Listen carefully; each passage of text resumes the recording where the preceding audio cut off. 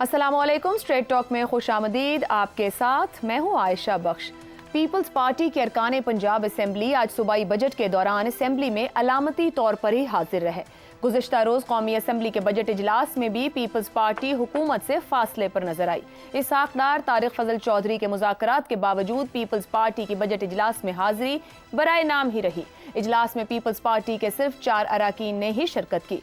बिलावल भुट्टो जरदारी भी इजलास में शरीक नहीं हुए। आज पीपल्स पार्टी और नून लीग के दरमियान मुज़ाकरात का दूसरा दौर भी हुआ। मुस्लिम लीग नून की जानिब से नायब वज़ीर आज़म इसहाक डार, स्पीकर सरदार अय्याज सादिक और राना सनाउल्लाह मौजूद रहे। पाकिस्तान पीपल्स पार्टी के यूसुफ रजा गिलानी, नवीद कमर और शेरी रहमान मुज़ाकरात में शामिल हुए। मुज़ाकरात चेयरमैन सेनेट के चेंबर में हुए। नून लीग के पास कौमी असेंबली में 108 तो पीपल्स पार्टी के पास 68 नशस्तें हैं। MQM की 21, काफ लीग की 5, IPP की 4 और दूसरे इत्तेहादियों की नशस्तों के बावजूद नून लीग की मौजूदा हुकूमत का इन्हिसार पीपल्स पार्टी पर है। ऐसे में सवाल है कि शहबाज हुकूमत को वजारतें लिए बगैर सपोर्ट करने वाली पीपल्स पार्टी का नून लीग से असल इशू है क्या? चेयरमैन सेनेट यूसुफ रजा गिलानी के मुताबिक पीपल्स पार्टी ये चाहती है कि हुकूमत ने जिन निकात पर तहरीरी तौर पर इत्तफाक किया उन पर अमल दरामद किया जाए। पंजाब में पीपल्स पार्टी के पार्लिमानी लीडर अली हैदर गिलानी के मुताबिक पंजाब बजट की तैयारी में पीपल्स पार्टी से मुशावरत नहीं की गई। इन हालात में बजट की हिमायत नहीं कर सकते।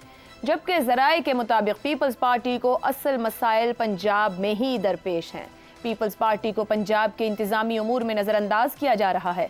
ख़ास तौर पर इंतजामी अफसरान की तकर्रियों, तबादलों और तरक्याती मंसूबों में भी पीपल्स पार्टी को नज़रअंदाज किया जा रहा है। हालिया बजट के कई निकात पर भी पीपल्स पार्टी को बहुत से तहफ़्फ़ुज़ात हैं, लेकिन कुछ देर पहले की खबर के मुताबिक कुछ अहम मामलात पर पेशरफ्त होने की भी इत्तलात हैं। ऐसे में सवाल जन्म लेता है कि विफाक में अपनी सियासी ज़रूरियात के लिए नून लीग ने पीपल्स पार्टी को काफ़ी हद तक अकोमोडेट किया। अहम आइनी ओहदों पर पीपल्स पार्टी रहनुमाओं का इंतखाब इसकी बड़ी मिसाल है। ऐसे में नून लीग पंजाब में पीपल्स पार्टी के तहफ़्फ़ुज़ात दूर करने में कामयाब हो पाएगी या फिर पीपल्स पार्टी हुकूमत को टफ टाइम देने का फैसला कर चुकी है? इसी पर गुफ्तगू करेंगे। पैनल में हमारे साथ हैं जैगम खान, शहजाद चौधरी, इफ्तिखार अहमद और हम्माद गजनवी साहब भी आज हमारे प्रोग्राम का हिस्सा हैं। पैनल के लिए सवाल: कौमी असेंबली और पंजाब असेंबली बजट इजलास, पीपल्स पार्टी की अलामती हाजिरी, नाराज़गी की असल वजूहात क्या हैं? इफ्तिखार साहब, कल कौमी असेंबली, आज पंजाब असेंबली, पीपल्स पार्टी का रवैया और तर्ज अमल दोनों दिन एक जैसा दिखा है। क्या वजह है कि मानने को तैयार नहीं? इत्तेहादी हैं, साथ है, पहला बजट है, अभी तो 2 महीने गुजरे हैं। सबसे पहले तो मैं हम्माद गजनवी साहब को इस महफिल में खुश आमदीद कहता हूँ। और फिर अब आपका सवाल, पाकिस्तान पीपल्स पार्टी अपने कार्ड्स बहुत खूबसूरत अंदाज में खेल रही है। जब कौमी इंतखाब हुआ, नताइज सामने आए, तो ना पीपल्स पार्टी इस पोजीशन में थी, ना पाकिस्तान मुस्लिम लीग नून इस पोजीशन में थी, ना वो जो सुन्नी इत्तेहाद वाले इस पोजीशन में थे कि गवर्नमेंट फॉर्म कर सकते। तो वो जो क्राइसिस था वो बहुत गहरा क्राइसिस हो सकता था। उस क्राइसिस को अवॉइड करने के लिए पहला जो ऑफ़र की वो पाकिस्तान मुस्लिम लीग नून ने की उस जमात को जो सुन्नी इत्तेहाद कौंसिल बाद में बनी कि आप पीपल्स पार्टी के साथ मिल के गवर्नमेंट को फॉर्म कर लें। पीपल्स पार्टी पीछे हट गई क्योंकि पीपल्स पार्टी को ये एहसास था कि इत्तेहादी उनके नून लीग वाले ही हो सकते हैं जो PDM में भी काफ़ी अरसा उनके साथ रहे। अब सवाल ये पैदा होता है कि क्या सियासत नज़रियात पे हो रही है? तो मेरा जवाब है कि सियासत नज़रियात पर नहीं हो रही है, सियासत गिव एंड टेक पे हो रही है।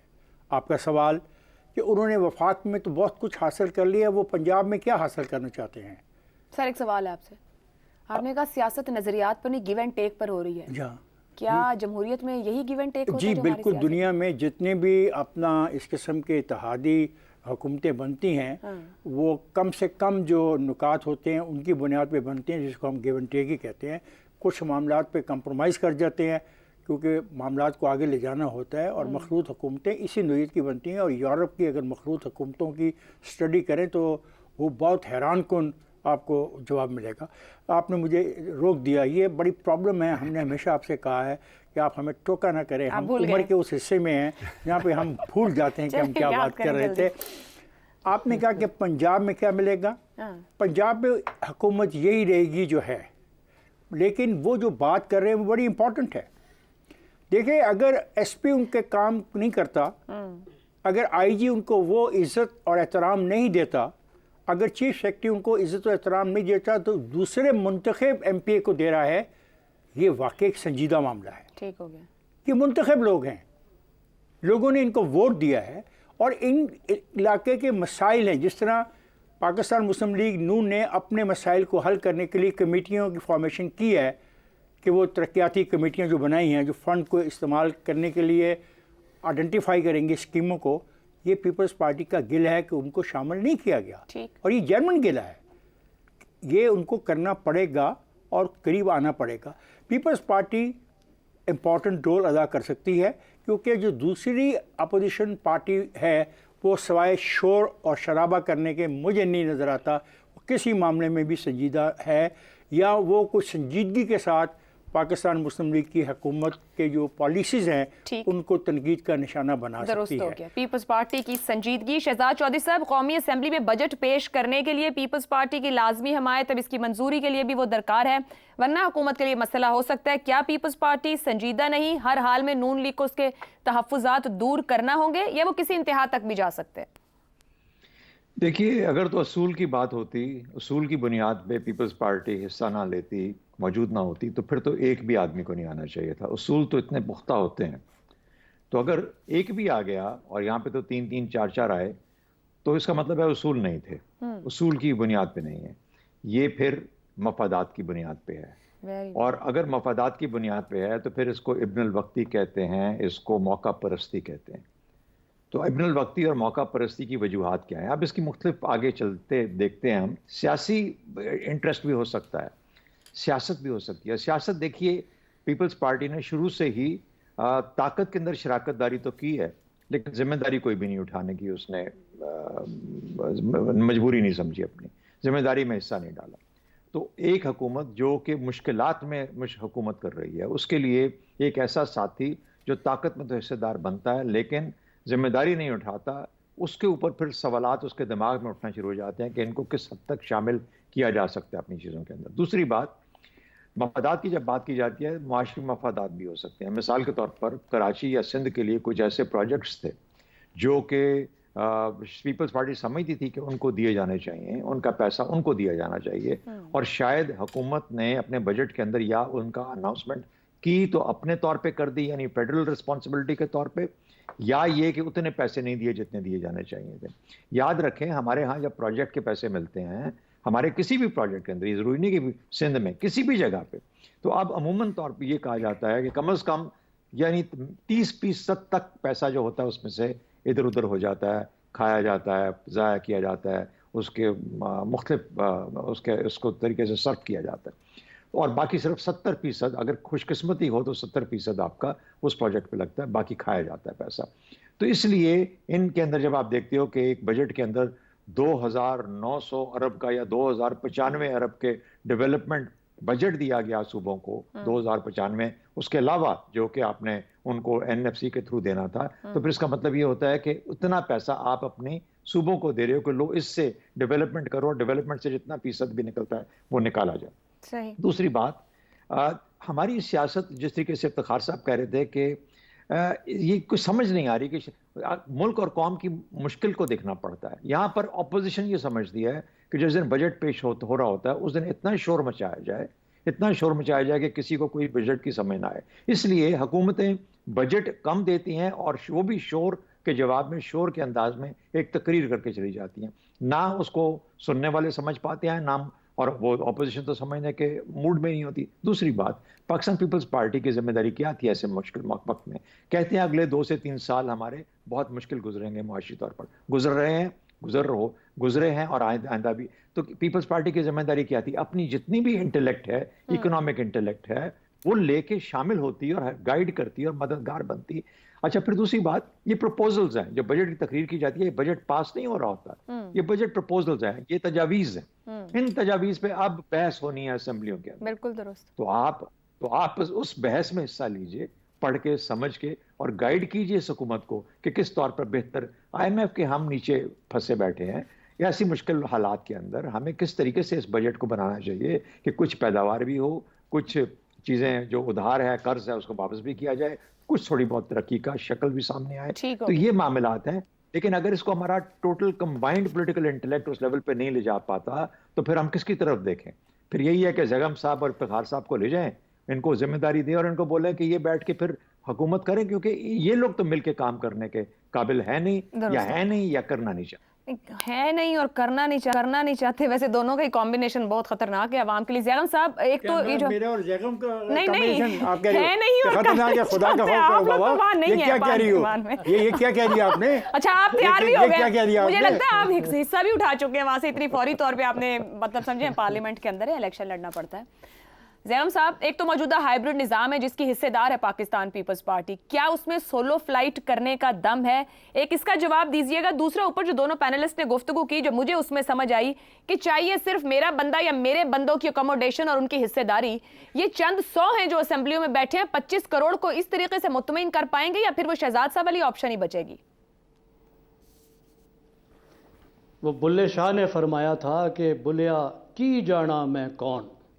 وہ جس شناخت کے بحران کی بات کر رہے تھے، مجھے تو لگتا ہے کہ پیپلز پارٹی کچھ اسی طرح کے شناخت کے بحران کا شکار ہے. دیکھیں ویسے تو آپ کو پتہ ہے یہ پیروں، فقیروں اور قلندروں کی جماعت بھی ہے پیپلز پارٹی. تو اس کا کمال یہ ہے کہ وہ خرگوش کے ساتھ خرگوش بن کے دوڑ سکتی ہے اور شکاری کے ساتھ شکار بھی کر سکتی ہے. اس وقت بجٹ کے آگے آگے وہ خرگوش کے ساتھ دوڑ رہی ہے. اور آپ میرے ساتھ شرط لگا لیں کہ جس دن بجٹ پاس ہونا ہوگا وہ بجٹ کے پیچھے پیچھے شکاری کے ساتھ اس بجٹ کو منظور کرے گی. نہ کرے تو جو چور کی سزا وہ یہ تو قابلیت کی انتہا ہو گئی پھر بقول آپ کے. جی قابلیت کی انتہا بالکل. اب دیکھیے مقصد کیا ہو سکتا ہے.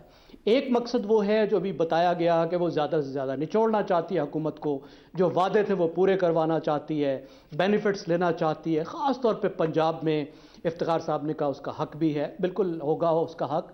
لیکن پنجاب میں اس کے بندے کدھر ہیں؟ 12 ضلعوں کی بات ہو رہی ہے.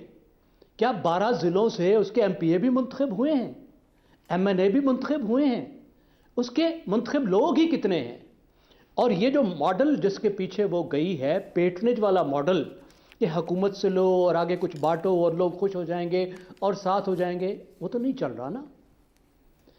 تو لگتا یہ ہے کہ ایک دوسری بات زیادہ اس وقت اہم ہے، وہ ہے آپٹکس کی گیم، کہ کیسے وہ نظر آنا چاہتے ہیں. وہ نظر آنا چاہتے ہیں کہ دیکھو یہ جو بجٹ تمہیں تکلیف دے رہا ہے، اس بندوق کے پیچھے ہم نہیں ہیں، ہم تو اس کے خلاف ہیں، ہمارا تو دل بالکل نہیں چاہتا کہ اس بجٹ کی سپورٹ کریں، ہم سے تو یہ بالکل پوچھا ہی نہیں گیا. دیکھو ہم تو ریاست میں ہیں، حکومت میں نہیں ہیں. ریئلی کیا آپ نے ایسے عہدے لیے ہیں جس کا واقعی حکومت سے کوئی تعلق نہیں اور آپ حکومت کا حصہ ہیں؟ نہیں بھی. کیا یہ کمیونیکیشن کی بھی جا سکتی ہے؟ اب اس کے پیچھے کیا بات ہے؟ مگر زیغم صاحب جو چیئرمین سینٹ کہہ رہے ہیں وہاں اصل بات تو یہ بھی ہے، کچھ ریٹن اگریمنٹ بھی موجود ہے حکومت سازی کے وقت کا، جس پہ کہہ رہے ہیں کہ عمل درآمد کیا جائے. جی دیکھیے وہ موجود ہے، وہ اس سے پہلے بھی زور دے سکتے تھے، صرف اس وقت زور دینے کی ضرورت نہیں ہے. پیپلز پارٹی ایک دن میں کسی وقت حکومت گرا سکتی ہے. صرف مسئلہ یہ نہیں ہے کہ وہ بجٹ پاس نہیں کرے گی تو حکومت گر جائے گی. وہ ایک ہفتہ پہلے، ایک مہینہ پہلے، 2 مہینے پہلے، آج سے 1 مہینے بعد جس دن بھی فیصلہ کرے اس دن حکومت گر جائے گی. پیپلز پارٹی کے بعد یہ کولیشن گورنمنٹ پیپلز پارٹی کے بغیر نہیں چل سکتی. پیپلز پارٹی کروشل ہے، اس میں بجٹ کو استعمال کرنے کی ضرورت ہی نہیں ہے. وہ کسی دن نوٹس دے سکتے ہیں، صدر زرداری کسی بھی وقت وزیر اعظم کو کہہ سکتے ہیں کہ اعتماد کا ووٹ لو، اور پیپلز پارٹی کے بغیر وہ اعتماد کا ووٹ نہیں لے سکے گا. تو یہ وہ بات بنتی نہیں ہے کہ بجٹ کے ہی موقع پہ وہ سارا کچھ کہیں. یہ نوٹس وہ کسی وقت بھی دے سکتے ہیں، اس عمل درآمد پر وہ کسی وقت بھی مجبور کر سکتے ہیں. تو اگر یہ بجٹ کے وقت کر رہے ہیں تو ظاہر ہے اس کے کچھ اور مقاصد ہیں، صرف وہ لکھی ہوئی تحریر نہیں ہے.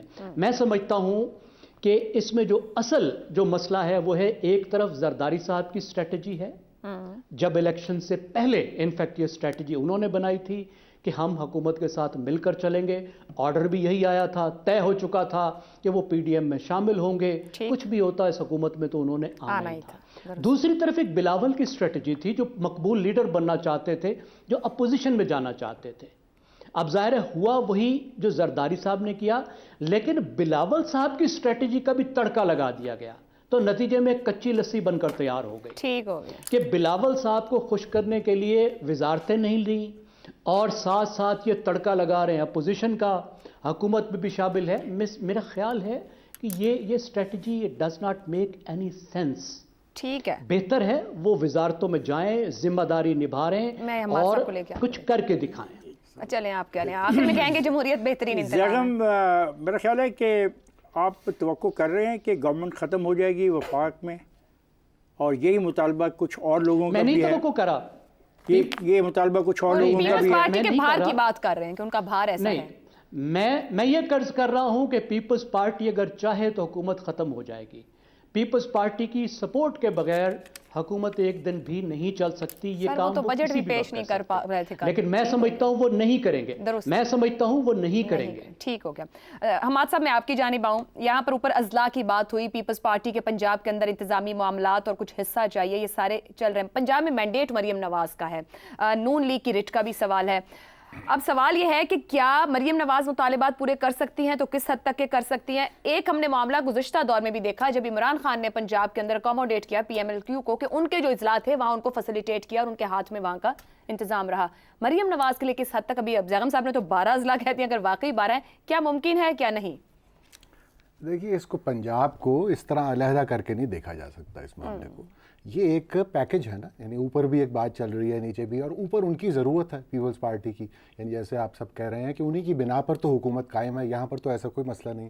تو یہ ایک بارگین جو اوور آل ہو اس کا ایک پارٹ تو ہو سکتی ہے، لیکن یہ فوکسڈ کہ پنجاب میں صرف یہ کیا جائے، ایسا کوئی یہاں پر دباؤ موجود نہیں ہے. یہ دباؤ آئے گا تو اوپر سے آئے گا، اور اوپر کا کتنا دباؤ مریم نواز قبول کرتی ہیں یہ بھی ایک سوالیہ نشان ہے. اچھا، جو ہم نے دوستوں نے تو خیر سارے پہلو اور ہر جہت سے اس موضوع پہ بات کر لی. مجھے ایک لائٹ بات بھی ذہن میں آئی کہ دیکھیے پیپلز پارٹی نے کس طرح مدد کی ہے مسلم لیگ کی، کہ انہوں نے ساری توجہ ہی ہٹا دی ہے سنی اتحاد کے شور سے، اور جو ہنگامہ آ رہی تھی اور جو ہیڈ لائنز لگ رہی تھیں ان کا کوئی ذکر ہی نہیں ہوا. میں یہ نہیں کہہ رہا کہ انہوں نے یہ سوچی سمجھی اسکیم کے تحت کیا ہے، لیکن انوٹنگلی انہوں نے ایک طرح سے مدد بھی کی ہے ان کی. اچھا، یہ جو ہم کہتے ہیں نا کہ وہ ان کے بغیر قائم نہیں رہے گی حکومت، اگر صدر صاحب انہیں کہہ دیں کہ آپ ووٹ لیں تو کیا ہوگا، یہ باتیں کاغذ کی حد تک تو ٹھیک ہے یعنی ڈیبیٹ کے لیے، لیکن اصل بات یہ ہے جیسا کہ آپ نے بھی گفتگو کے آغاز میں کہا کہ یہ ہائیبریڈ حکومت ہے، یہ بھی یعنی ہائیبریڈ 3 کہہ لیجیے. تو ہائیبریڈ حکومتیں جو ہیں وہ ایک ان حکومتوں کو یعنی اس نظام کو آپ ایک بندوبست کہتے ہیں یا ارینجمنٹ. تو بندوبست جب ہوتا ہے تو اس کے گارنٹورز ہوتے ہیں، یعنی اس کے ضامن موجود ہوتے ہیں. اسی ضمانتوں کے تحت تو صدر صاحب وجود میں آئے ہیں، اسی کے تحت تو گورنر لگتے ہیں، اسی کے تحت اب وہ چاہتے ہیں کہ نیچے تک آئیے یعنی ڈپٹی کمشنر کے لیول تک آئیے. یعنی ایک ارینجمنٹ ہے نا. تو وہ اگر کہہ رہے ہیں کہ بھی آپ نے ہمارے سے ایگری کیا تھا تو اسی طرح کی باتیں ہوں گی نا، یہ چھوٹی چھوٹی باتیں جو ہمیں لگتی ہیں. تو لیکن حکومت میں جو لوگ ہوتے ہیں ان کے لیے یہ باتیں عام ہو جاتی ہیں. پھر دوسری بات جو انہوں نے کہی نا کہ بلاول صاحب اور طرح سوچتے ہیں اور زرداری صاحب اور طرح سوچتے ہیں، یہ 100% درست بات ہے. اس کے شواہد موجود ہیں اور یہ انٹرنلی ان کے حلقوں سے خبر بھی آتی ہے کہ زرداری صاحب چاہتے تھے کہ حکومت میں شامل ہوں، وہ اب بھی چاہتے ہیں. لیکن بلاول صاحب ذرا زیادہ ایمبیشس ہو گئے. انہوں نے کہا بھئی وہ سچی بات ہے کہ یہ بھی خبر آتی تھی وہ اس حق میں ہی نہیں ہے کہ زرداری صاحب صدر بنے، کیونکہ انہیں معلوم تھا کہ وزیر اعظم اور صدر دونوں ایک پارٹی اور ایک صوبے کے تو نہیں ہو سکتے ہیں. لہٰذا ان کی یہ خواہش تھی آغاز میں کہ ہمیں ذرا سے یہ مندمل ہو جائیں زخم 9 مئی کے تو وہ دوبارہ بھی کوشش کریں گے. آپ دیکھیں گے ان کے ذہن میں یہ بات ہے کہ میری وزارت عظمیٰ کے لیے یہ بہترین اسمبلی ہے. پیپلز پارٹی جہاں پر طاقت رکھتی ہے جس صوبے میں اور جتنی میکسیمم سیٹیں لے کر آ سکتی ہے آگے بھی، ان کے خیال میں جو موجودہ اسمبلی کا ارینجمنٹ ہے وہ بہت اچھا ہے ان کے لیے اور صورتحال سوٹ کرتا. لیکن زرداری صاحب کا خیال ہے کہ یہ حکومت 5 سال کے لیے لائی گئی ہے اور 5 سال حکومت سے باہر رہنا کوئی دانش مندی کا فیصلہ نہیں ہوگا. اس لیے وہ بار بار ان کو سمجھاتے ہیں کہ حکومت میں حصہ لو. اب یہ جو کہتے ہیں کہ ذرا یہ ریلا گزر جائے، مہنگائی جو ہونی ہے جیسا کہ آپ کی رپورٹ بھی کہہ رہی ہے سروے اکنامک کہ مہنگائی ہونے جا رہی ہے، بھئی اتنے جب ٹیکسز لگیں گے تو مہنگائی تو ہوگی. تو جب یہ ریلا گزر جائے گا اور جب پی آئی اے کا مسئلہ ہو جائے گا تو ہم پھر حکومت میں شامل ہو جائیں. تو مطلب حماد صاحب یہ تو پھر آپ کی گفتگو کنکلوڈ کروں کہ ایک بندوبست جو ہے اس کے اندر پیپلز پارٹی ہل جل تو سکتی نہیں زیادہ، ایک لین دین کا دباؤ ہے، وقتی ابال ہے، وہ امپورٹنٹ بجٹری معاملات کے بعد بیٹھ جائے. یعنی اگر میں کنکلوڈ کروں تو میں کہوں گا کہ یہ غمزے عشوے ادائیں ہیں, اس سے زیادہ کچھ نہیں. ایک دو دوبارہ سے میرا مطلب ہے یہ معشوقانہ طرز عمل ہے کہ وہ زیادہ سے زیادہ رعایتیں مل جائیں غزنوی ان صاحب کو اور تحفے مل جائیں. غزنوی صاحب نے اپنی موجودگی کا آج بھرپور احساس دلا دیا, اور پھر سہولت بھی دے گئے یہاں پر اس طریقے سے کہ سنی اتحاد کونسل کا شور پیچھے رہ گیا اور پاکستان پیپلز پارٹی نون کا یہ جو رویہ اور تعلق ہے وہ ہائی لائٹ بن گیا. ایک بریک لیتے ہیں, بریک سے ہم واپس آئیں گے تو بات کریں گے پوسٹ بجٹ جو ریئلائزیشن ہو رہی ہے مختلف جگہوں پر کہ ہوا کیا ہے اس بجٹ میں. عوام کے ساتھ مختلف سیکٹرز میں لوگ بہت بے چین ہیں, حکومت اس بے چینی کو کیسے چین میں لا سکتی ہے یا نہیں, ایک بریک کے بعد. پروگرام میں ایک بار پھر خوش آمدید. روایت کو نبھاتے ہوئے وزیر خزانہ محمد اورنگزیب نے پوسٹ بجٹ پریس کانفرنس کر کے بجٹ کے کئی اہم نکات کی وضاحت کی. وزیر خزانہ نے تنخواہ دار طبقے پر ٹیکسوں میں اعتراض کو مسترد کرتے ہوئے کہا کہ زیادہ آمدن والوں پر زیادہ ٹیکس کا نفاذ ہوگا, کسی کو اعتراض نہیں ہونا چاہیے. ٹیکس کے دائرہ کار کو بڑھانا ہوگا. 10% tax to G D P ratio ناقابل برداشت ہے. Tax to G D P کو 13% پر لے کر جانا ہے, جس کے لیے مختلف اداروں کو بہتر کرنا ہے. محمد اورنگزیب کا کہنا تھا غیر دستاویزی معیشت کو ڈیجیٹائز کیا جا رہا ہے, ڈیجیٹائزیشن سے کرپشن کم ہوگی اور شفافیت بڑھے گی. ان کا کہنا تھا نان فائلرز کی اختراع شاید ہی کسی اور ملک میں ہو. نان فائلرز کے لیے ٹیکس ریٹ میں اضافہ کیا گیا ہے. تنخواہ دار طبقے پر زیادہ سے زیادہ ٹیکس 35% ہے. محمد اورنگزیب کا کہنا تھا ٹیکسز لیکیج کو کم کرنے کے لیے ٹریک اینڈ ٹریس سسٹم لایا گیا ہے, جس کا مقصد تمباکو, سیمنٹ سمیت ہر شعبے میں ٹیکس چوری روکنا تھا. وزیر خزانہ کے مطابق ڈیٹا موجود ہے کہ کس کے پاس کتنی گاڑیاں ہیں اور کون کتنا بل دیتا ہے. شہریوں کے لائف سٹائل کا سارا ڈیٹا ہمارے پاس موجود ہے. لائف سٹائل جائزے کے لیے ٹیم بنائیں گے جو اسے چیک کرے گی. اس کے بعد فیلڈ ٹیم کو اس پر عمل درآمد کا کہیں گے. گزشتہ روز بجٹ تقریر کے دوران سرکاری ملازمین کی تنخواہوں میں 20 اور 25% اضافے کو تنخواہ دار طبقے کی طرف سے سراہا جا رہا تھا. تاہم بجٹ کے بعد ٹیکس سلیب جاری ہونے کے بعد یہ حقیقت سامنے آئی کہ سرکاری ملازمین کے اس انکریمنٹ کا بڑا حصہ ٹیکسوں میں ہی نکل جائے گا. اسی طرح وزیر خزانہ کی پوسٹ بجٹ پریس کانفرنس سے قبل صحافیوں نے تنخواہ دار طبقے پر ٹیکس میں اضافے کے خلاف احتجاج کیا. صحافیوں کا کہنا تھا کہ پرائیویٹ سیکٹر میں تنخواہیں نہیں بڑھتی مگر پرائیویٹ سیکٹر کے ملازمین پر بھاری ٹیکس لگائے گئے ہیں. جو اس مالی سال کے بجٹ سے ایسا دکھائی دے رہا ہے کہ صرف اپوزیشن جماعتیں ہی نہیں بلکہ حکومت کی ایک بڑی اتحادی جماعت پیپلز پارٹی, تاجر, آجر, مختلف چیمبرز آف کامرس کے نمائندے, ایکسپورٹرز, ملازمین اور پرائیویٹ سیکٹر میں کام کرنے والے افراد بھی اس بجٹ پر شدید تحفظات کا اظہار کر رہے ہیں. ایسے میں پہلے ہی سیاسی عدم استحکام میں گھری اس حکومت کے لیے کیا یہ بجٹ مزید عدم استحکام لانے کا سبب تو نہیں بننے جا رہا؟ اسی پر گفتگو رہے گی. سوال آپ سب کے لیے. اپوزیشن ہی نہیں, تاجر, ایکسپورٹر, چیمبرز آف کامرس, ملازمین بھی بجٹ سے مایوس. آئی ایم ایف کو تو خوش کر دیا, حکومت عوام کو کیسے راضی کر پائے گی؟ شہزاد صاحب, اب عوام صبر شکر کر لے کہ ابھی تو تجاویز بھی ہیں, حکومت غور بھی کر سکتی ہے, کچھ عوام کی بھی کہیں سنی جائے گی؟ عائشہ, ایک تو حماد غزنوی صاحب کو ویلکم اس لیے کیونکہ میں ذاتی طور پر تو جانتا نہیں ہوں, لیکن جو پہلے حصے کا جو جواب تھا اس نے ہمیں انرچ کر دیا ہمارے پروگرام کو بھی اور ان کی موجودگی نے. تو اس لیے امید ہے کہ زیادہ فریکوینٹلی اب وہ ہمارے پاس شامل ہوں گے. تو میری طرف سے بہت ویلکم ہے جی آپ کو. اچھا, دوسری بات یہ ہے کہ عائشہ, بدقسمتی سے آپ کا سوال جو ہے ہمارا, اصل میں ہم جب یہ معاشی حقیقتیں بیان کرتے ہیں یا معیشت پہ بات کی جاتی ہے تو بہت ہی جیسے کہتے ہیں نا کلوز اسپیس کے اندر بات ہوتی ہے. یہ سب کے سب جس کا آپ نے ذکر کیا, تاجر, چیمبر کے لوگ وغیرہ وغیرہ, یہ سب لوگ ہر کوئی اپنے ایک ایک پاؤ گوشت کے لیے شور مچا رہا ہوتا ہے. اس کو اس سے غرض نہیں ہے کہ اس کے ایک پاؤ گوشت کے لیے پوری گائے ذبح کر دی جائے گی. وہ کہتا ہے میرا ایک پاؤ گوشت مجھے ملنا چاہیے اپنے لالچ کی خاطر, اپنے انٹرسٹ اور مفادات کی خاطر. یہ مفادات سے ہٹ کے اور بڑھ کے بات ہے. میرا خیال ہے کہ ہم اب بحیثیت ذمہ داران یعنی حکومت کے ذمہ داران, معاشی جو ماہرین ہیں وہ یہ نہیں بتا پا رہے عام آدمی کو کہ آپ کا ملک اصل میں معاشی طور پر ڈوب چکا ہے, اور چونکہ ڈوبا ہوا ہے اس کو سر زندہ رکھنے کے لیے ہمیں آئی ایم ایف سے آکسیجن یا قرضہ لینا پڑتا ہے جو کہ اس قابل کرتا ہے کہ ہم اپنا پانی سے سر باہر رکھ سکیں. اس نے وہ صرف ایک آئی ایم ایف کی وجہ سے ہم اپنا سر اوپر. تو یہاں تک تو بات درست ہے, اور یہ پیغام ہم کلیئرلی اپنے لوگوں کو نہیں دے پاتے کیونکہ جھوٹ بولتے ہیں اور یہ نہیں چاہتے کہ ہمارا ایک غلط امیج جائے ان کے پاس اور یہ جائے کہ اچھا اتنی برے حالات ہیں معاشی طور پر وغیرہ وغیرہ. ایک تو یہ بات ہوگی. دوسری بات, البتہ یہ لوگ جو شور مچا رہے ہیں اس کی اور وجوہات بھی ہو سکتی ہیں, اور وجوہات وہ زیادہ امپورٹنٹ ہیں. مجھے بتائیے جس ملک کا بجٹ پچھلے سال 14 خرب تھا، پچھلے سال یعنی جو گزر گیا سال، اس کا 14 خرب کا بجٹ تھا، وہ اس سال 18 خرب کا کیسے ہو اور کیوں ہو گیا؟ کیا ہم نے یہ 4 خرب جو ہے کہیں سے کمایا ہے؟ ہم نے پیسہ بنایا ہے؟ ہم نے کہیں کوئی ایسی گروتھ کی ہے، کوئی پراسپیرٹی آئی ہے 4 خرب روپے کی؟ جو کہ ہم یہ 4 خرب تو ہم ٹیکس لگا رہے ہیں، اور پراسپیکٹو ٹیکس ہے کہ امید ہے کہ یہ مل جائے گا۔ اچھا، اب امید پہ اگر آپ نے 4 خرب کے اخراجات شامل کر لیے پہلے سے، تو امید سے تو 4 خرب جو ہے ان کو پورا کرنا مشکل ہوتا ہے۔ یہ 4 خرب کہیں نہ کہیں سے، تو اس کا مطلب کیا ہے؟ آئی ایم ایف سے لے کے 4 خرب پورا کریں گے، یا اس کے بعد 4 خرب اور پیسہ چھاپیں گے، اور مشکلات بڑھتی ہی جائیں گی اس 4 خرب کے اخراجات سے۔ ٹھیک ہے، ٹیکس انہوں نے کہا 9 خرب سے 13 خرب کر دیں گے، تو اگر 4 خرب لے رہے تھے ایکسٹرا، اگر آپ بہت کامیاب ہو جاتے ہیں تو یہ 4 خرب جو بنے گا زیادہ، اس کو آپ ادھار اور قرض جو لیا ہوا اس سے کیوں نہیں ہٹاتے؟ یہ کیا بات ہوئی کہ قرض تو وہی 80% جو ہمارے پاس رہے ہمارے اوپر جی ڈی پی کا، اور یہ آگے چلتا رہے، 80 سے 90 ہو جائے گا، 85 سے 90 100 ہو جائے گا، لیکن یہ لوگ اپنا 5 سال پورے کر کے چلے جائیں گے۔